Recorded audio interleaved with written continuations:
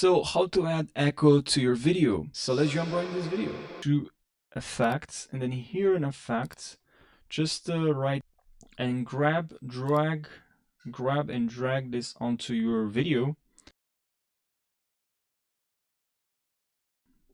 And here we have a couple of presets: vocal, reverb, and medium, large. So let's jump right in this video.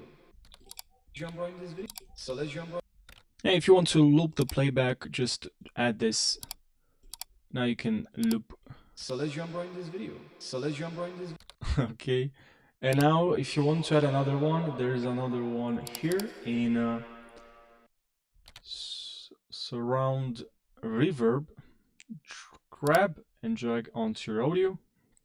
Now here, because we already have one, we're just gonna click on here to disable this effect, and we're gonna go this one, and then here we have a different presets: full metal from front in the church. So we have a couple of presets, and also we have here impulse, small room, tweeter.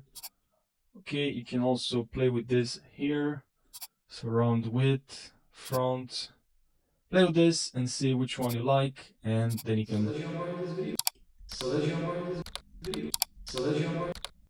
Okay, so I hope you found this helpful. Subscribe for more, and I'll see you in the next video.